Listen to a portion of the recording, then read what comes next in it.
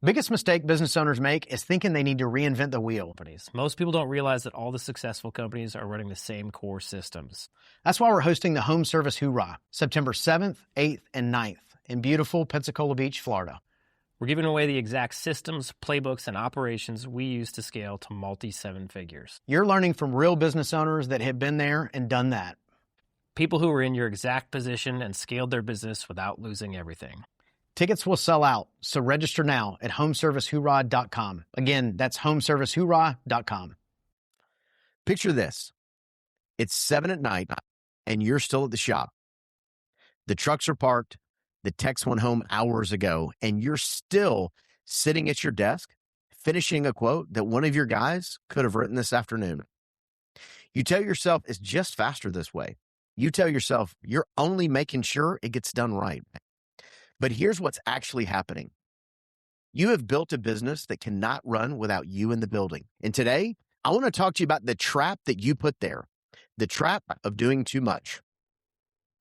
Because this one doesn't look like a problem. It looks like dedication. It looks like leadership. And that's exactly why it's so dangerous. Welcome to Freedom Blueprint Podcast. This is the show where we help home service leaders grow themselves, grow their teams, and grow their business.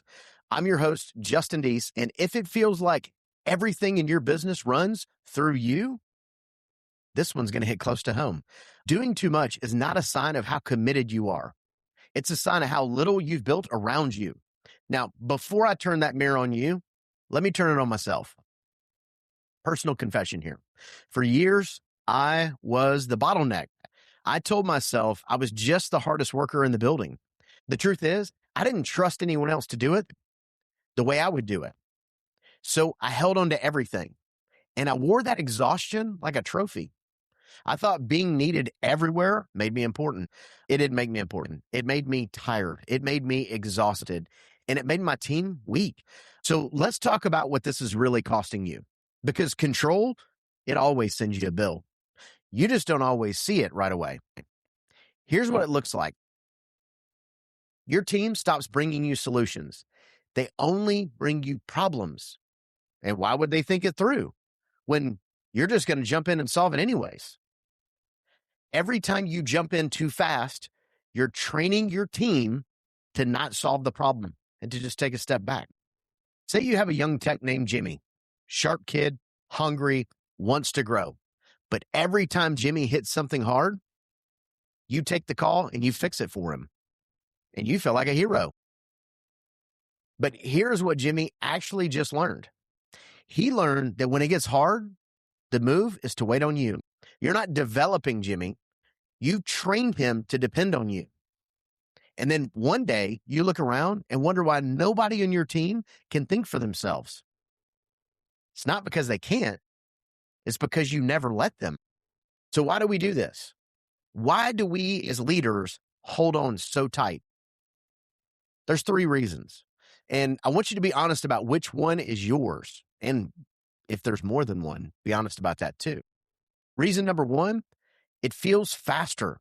You tell yourself it's just quicker to handle it yourself. And in the moment, maybe it is. But fast today becomes your ceiling tomorrow.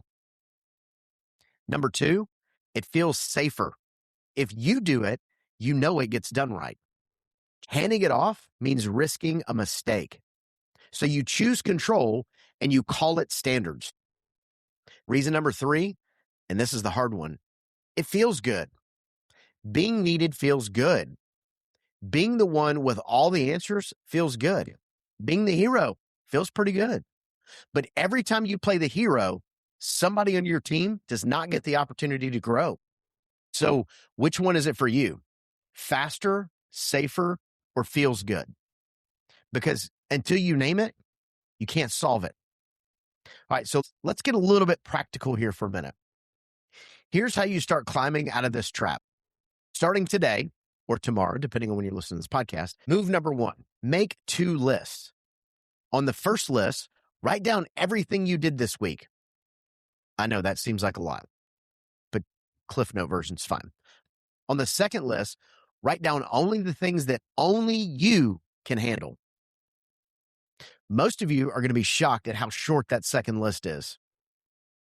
The second thing, find one thing you're holding on to out of habit, not necessity, not the small stuff, something that actually matters, and hand it off to someone.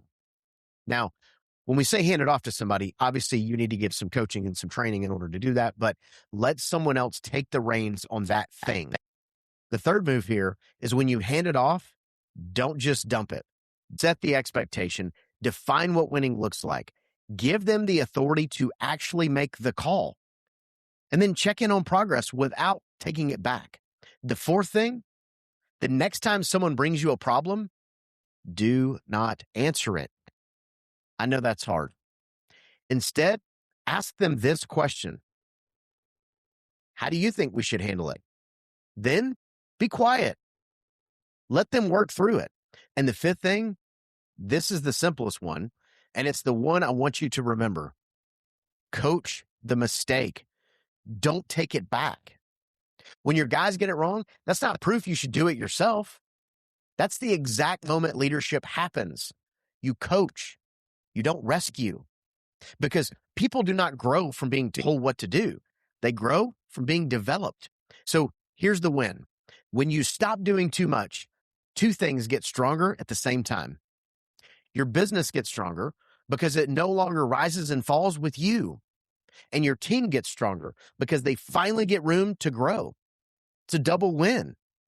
A business that can run without you and people who can lead right beside you. Remember when I told you I used to wear my Exhaustion like a trophy? The day I finally set that trophy down was the day my business actually started to grow. Not because I worked harder, because I finally let my people work. So here's your challenge. Before tomorrow ends, hand off one thing that matters, one real responsibility, and then let them carry it. Hey, and listen, if you know another leader who is carrying way too much as well, send this episode to them. It might be the thing that sets them free.